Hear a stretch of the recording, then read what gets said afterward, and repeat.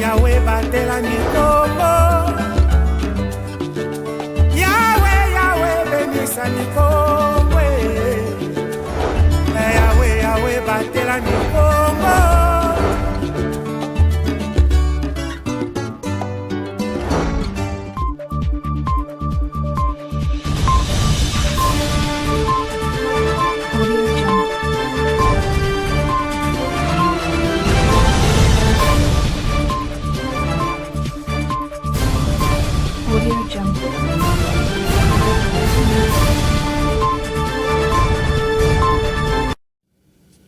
Bon week-end, mesdames, messieurs, merci à vous si vous nous rejoignez sur Ma Bannière Télévision pour ces nouveaux journaux sur nos antennes. Édition que nous ouvrons dans la ville portière de Boma, deuxième ville de la province du Congo central, où le gouverneur de la province, Dr Guibando Ndungidi, a procédé ce vendredi 21 octobre 2022 au lancement des travaux de curage de la rivière Kalamou, une rivière qui a endeuillé plusieurs familles les années passées, mais aussi a emporté plusieurs maisons d'habitation à cause d'un cycle d'inondation. Les détails avec nos confrères de la cellule des presses du gouvernorat. Ils se sont tous mobilisés comme un seul homme pour accueillir l'autorité provinciale qui a foulé les sols de la ville historique de Boma ce vendredi 21 octobre pour lancer les travaux d'écurage de la rivière Kalamou. Une rivière qui a endeuillé plus d'une famille d'une part et emporté tous les biens d'autre part. Les Bomatraciennes et Bomatraciens ont réservé un accueil plus que chaleureux au chef de l'exécutif qui a pensé à soulager les filles et fils des Boma des inondations récurrentes qui ont occasionné des dégâts humains et matériels importants par le passé.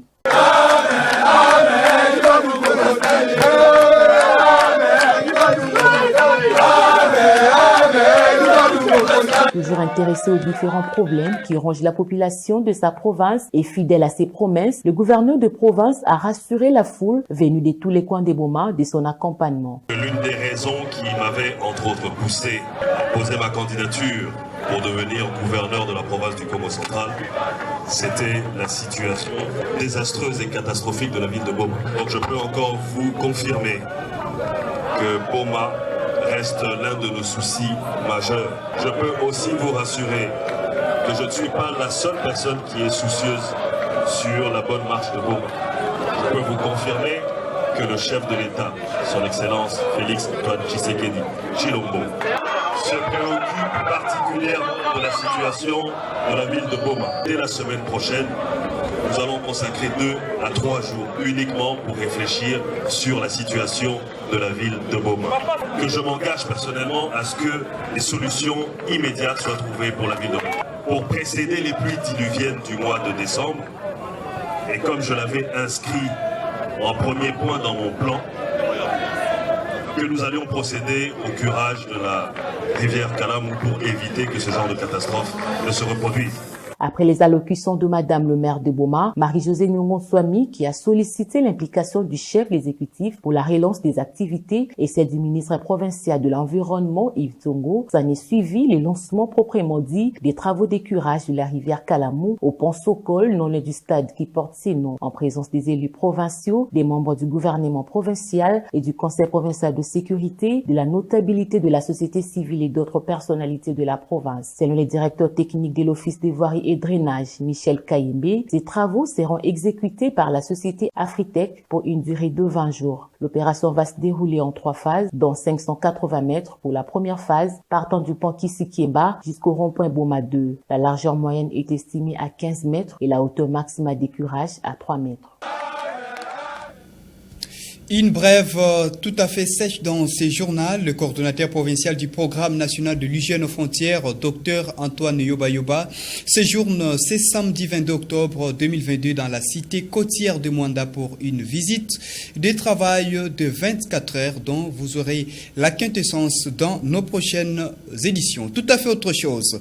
Durant des jours, soit du mercredi soit du jeudi 20 au vendredi 21 octobre 2022, les femmes leaders de la province du Congo central ont été bien outillées sur le leadership féminin, mais aussi question de les préparer sur les prochaines élections générales en République démocratique du Congo qui se pointent exactement en 2023 et dont les processus a déjà bien démarré. Le détail, c'est dans ces reportages de notre consoeur Fallon Kenge avec Grace Falanka.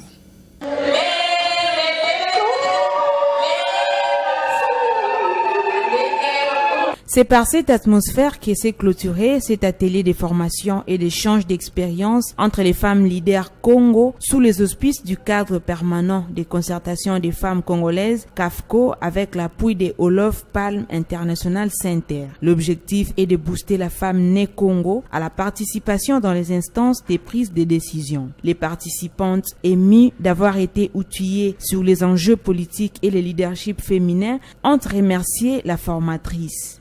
Au nom de toutes les femmes, avec différents organismes, structures, partis politiques, notre remerciement va trop. Et nous allons prier au bon Dieu qu'il nous accorde encore santé et longévité. À nous revoir très prochainement. De son côté, Nadine Tseka, coordonnatrice provinciale du CAFCO Congo central, a encouragé les femmes de sa province à participer aux élections de 2023 et a promis d'accompagner celles qui vont postuler aux différents postes.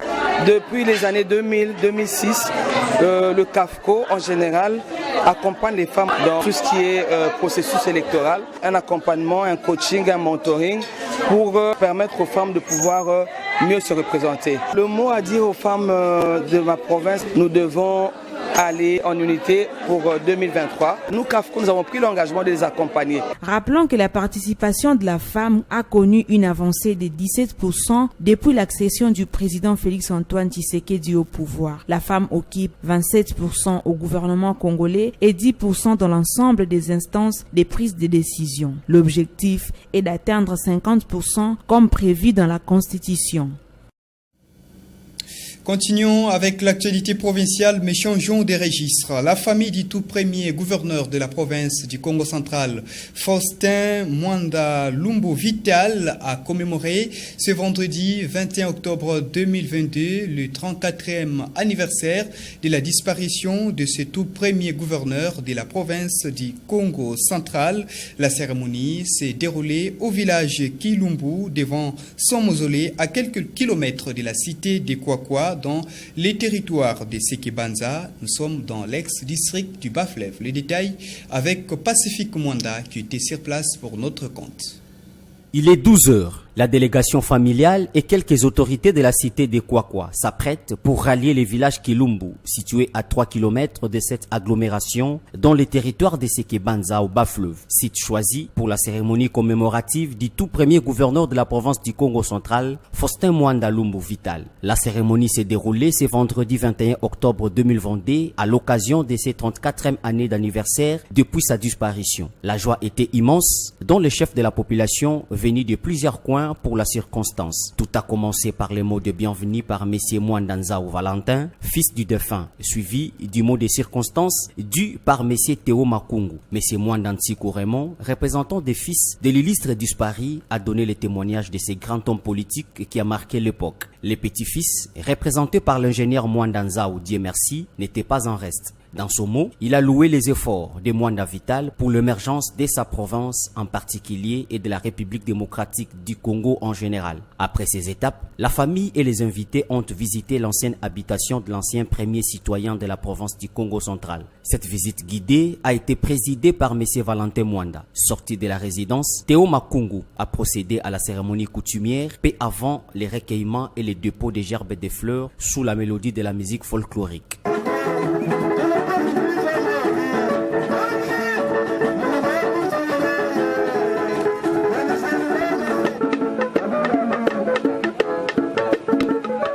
Né en 1923, Faustin Mwanda Vital est décédé en 1988. Il a dirigé la province du Congo central de 1962 à 1966 et la province orientale de janvier à juillet 1967.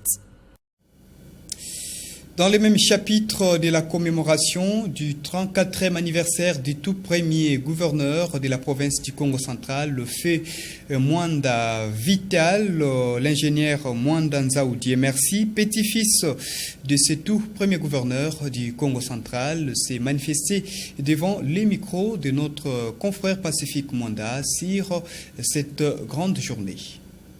Nous sommes très ravis.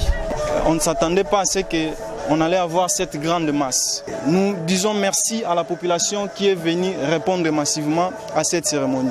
Nous avons envoyé les invitations par-ci par-là auprès des autorités politiques et administratives. C'était prévu à ce que nous constatons la présence de son Excellence, Monsieur le gouverneur de la province du Congo central. Nous avons introduit une lettre au niveau du gouvernorat à Matadi. Ils n'ont pas répondu favorablement à notre demande. Ce que je retiens du fait gouverneur Mwanda Vital, c'est un politicien qui a incité la population du Congo central à se mettre au travail, à faire l'agriculture. Déjà vers les années 60, le fait gouverneur Mwanda Vital a compris qu'il y aura une souffrance qui viendra dans notre pays. Il a encouragé la population du Congo central de se mettre au travail. En dehors de ça, il n'a pas voulu assez que les gens qui n'ont pas beaucoup étudié puissent exister dans notre province. Il a exigé assez que tout finaliste de cette époque, après avoir achevé les études secondaires, d'enseigner au moins pendant une année avant d'aller faire les études supérieures ou les affaires, pour ceux qui n'avaient pas l'ambition d'aller continuer les études supérieures. Le fait gouverneur Mwanda Vital, jusqu'à ce jour, il n'a jamais bénéficié de ses indemnités de sortie. Sa résidence se trouve dans un état délabré. Normalement, si nous avons des autorités compétentes, ces autorités doivent réfectionner, doivent réhabiliter cette maison. Nous changeons de thématique pour parler éducation dans ce corps du journal. Le directeur de la province éducationnelle de l'EPST, l'enseignement primaire, secondaire et technique Congo central D, c'est donc M. Jean Tshisekedi Kabasele, séjourne dans le territoire de l'Ozi, précisément à la mission catholique Mangembo, pour une tournée d'itinérance, question de s'imprégner de l'exécution des instructions lui transmises par sa hiérarchie. Les détails, c'est avec notre correspondant dans ces territoires, dans les territoires de Mbanzangungu et qui couvre également l'Ozi, Dienkembo Wankebila. L'école primaire Lusadissa de la mission catholique de Mangembo a été honorée par la visite du prophète Jean Tshisekedi Kabasele, accompagné de l'UPP de l'ancien Karina. C'est dans le cadre de ces itinérances que le directeur provincial de la province éducationnelle de l'EPST Congo central 2 séjourne dans ce coin situé à 110 km de la cité de Luozi. Devant plusieurs acteurs éducatifs locaux, notamment les chefs d'établissement, le prophète Jean Tshisekedi a, dans son adresse dans la grande salle du lycée Yenge, évoqué le respect des instructions officielles, l'administration dans des écoles, les 18 recommandations de la dernière revue annuelle des performances, l'arrêté du gouverneur fixant le frais scolaire et la note circulaire relative aux frais de bulletin ainsi qu'aux frais de Minerval. L'autorité éducative provinciale est longuement revenue sur la campagne dénommée « Pas une école sans banc » lancée par le ministre de tutelle Tony Mwabakazadi. Mais ici à Tadi ou à Luozide, je n'ai jamais vu de photos d'un chef d'établissement qui s'est approprié cette campagne. C'est pourquoi je demande à l'inspoul primaire ici présent, tous les inspecteurs, les coordonnateurs, les conseillers résidents et les sous-prophètes, à la sortie de cette salle, de faire une enquête dans toutes les écoles primaires publiques. Et ils doivent veiller sur l'utilisation de ces frais de fonctionnement. Pour voir, depuis qu'il a touché les frais de fonctionnement, qu'est-ce que le directeur a fait? Donner des sanctions là où il fallait donner, parce qu'il n'a pas respecté les instructions officielles. Quelques chefs d'établissement satisfaits de l'intervention du prophète Jean Tshisekedi Kabasele. Je suis directrice complexe Kibuku dans De la Kenge. Et je demanderai vraiment à notre directeur provincial d'en faire autant pour que nous changions de vision, pour que l'enseignement aussi aille de l'avant. Nous sommes d'abord très fiers. Pourquoi? Parce qu'il y a eu un peu trop de problèmes à travers lesquels il y a eu des atrocités par-ci par-là. Mais certainement qu'à partir de maintenant que tout le monde venait d'être édifié, nous pensons qu'un changement va s'effectuer dans notre secteur. Ma réaction est très positive. Parce que un service sans formation, c'est un service nul. Et tout ce qu'il a dit, c'est pour l'édification du service que nous devons rendre à la nation. Dans l'actualité continentale, au moins 50 personnes ont perdu la vie. C'était donc ce vendredi 21 octobre 2022 au Tchad dans la répression d'une forte manifestation organisée par l'opposition pour exiger le départ du général Mahamat Idriss Déby, le chef de la transition militaire au pouvoir. Question de pouvoir le faire partir alors que le dialogue national inclusif venait de lui accorder à nouveau 2 ans de transition pour préparer les nouvelles élections. Les détails, c'est dans ces récits de nos confrères de TV5 Monde. Des traces de feu, des débris au milieu des avenues. La ville de Djamena est encore marquée après les violences de la veille. Mais la vie reprenait vendredi matin dans les quartiers du Sud, théâtre de la plupart des affrontements. Au siège de l'UNDR, le parti du Premier ministre Saleh Kebzabo, on constate aussi les dégâts. Il a été attaqué, partiellement incendié par des manifestants. Le ralliement au pouvoir de ce vétéran de l'opposition semble être très mal passé. C'était une déclaration de guerre contre notre parti. C'était un groupe, centaines de personnes qui étaient venues armées avec des couteaux, des pneus, tous ces genres. Et en plus avec des essences. Vous avez constaté les dégâts, donc nous on était un peu minoritaires, nous ne pouvons rien faire. Les violences d'hier jeudi auraient fait une 50aine de morts à travers le pays. C'est le bilan du Premier ministre Kebzabo, mais l'opposition estime qu'il est beaucoup plus élevé. Saleh Kebzabo a tenu une conférence de presse à la fin de la journée. Il a annoncé un couvre-feu et la suspension des activités publiques de plusieurs organisations d'opposants. Une menace prise avec défiance chez Wakid Tama, un collectif de partis et d'organisations visés par l'interdit. Le Premier ministre, dans sa première déclaration, avait annoncé que sa priorité c'était le respect des libertés fondamentales. Marcher est une liberté fondamentale, elle fait partie des libertés fondamentales et on voit bien que le Premier ministre s'est déjugé. Les gens n'étaient pas armés, pourquoi ils partent d'insurrection? En tout cas, ils ne peuvent pas empêcher que les gens puissent s'exprimer et qu'il y ait des demandes sur la table. Et c'est tout ce qu'il essaie de contourner, c'est de faire face aux demandes politiques. De son côté, la Commission nationale des droits de l'homme, un organisme officiel, s'est déclaré atterré par les morts causées par des tirs à balles réels provenant des forces de l'ordre. Elle exige du gouvernement une commission d'enquête indépendante et crédible. Vous l'avez certes compris, chers téléspectateurs, ça en est complètement fini pour ce journal. Merci à vous de l'avoir suivi. Au nom de toute l'équipe technique et rédactionnelle qui a concouru à sa réalisation, nous vous souhaitons un excellent week-end chez vous.